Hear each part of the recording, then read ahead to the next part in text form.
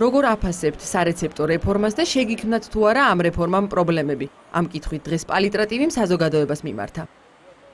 რეცეპტი აუცილებელია, მე მგონი, უბრალოდ უნდა მოხდეს ალბათ რაღაცნაირად დარეგულირება, რომ ეს იმდენად ახალი რაღაცაა საქართველოში, რომ შეიძლება ბევრს ჰქონდეს ამაზე პრობლემა, განსაკუთრებით ალბათ ხანში შესულ ხალხს, რომლებიც ვერ ახერხებენ ექიმთან მისვლას ისე ხშირად, როგორც თქვათ, ამას ახალგაზრდა მოახერხებდა, მაგრამ ისე აუცილებელია.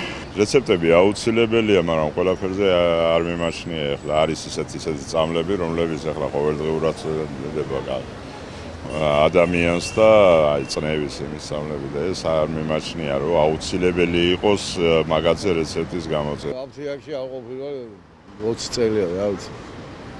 აზე არა და ჯერჯერობით არ შეუქმნია ჩემთვის პრობლემები და რა თქმა უნდა რაღაც ნაწილზე უნდა იყოს განკაცრებული, ნამდვილად უნდა იყოს განკაცრებული და არის წამლები, რომლებზეც აი წნევის წამლებზე მაგალითად იმ დღეს დაჭირდა ჩემ ახლობელს და ვერ იყიდა, უბრალოდ წნევის წამლი და ნაწილზე უნდა იყოს.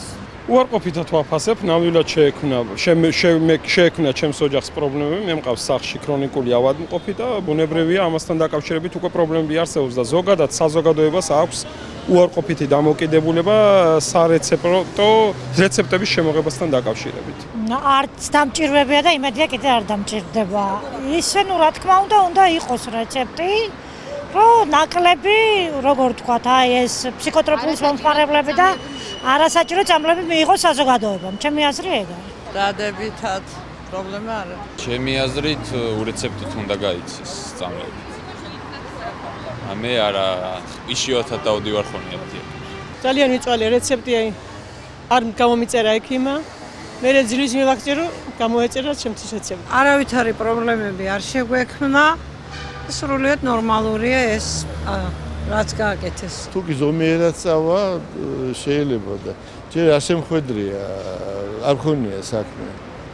რაღაც რეგულირება ჭირდებოდა, ხომ ძალიან კაცი არ ჭირდებოდა. ძალიან დიდი პრობლემები და არ მოგწონს რა. აი მე ნერვოზი დამართა, საშინელება. იმ დღეს ვიყავი ექიმთან გამოვაწერინე, მე გამახსენდა რთულმე წნევის მინდოდა ისიც წავედი არ ვიცი, მე მაგალითად ცუდად ხდები, არა.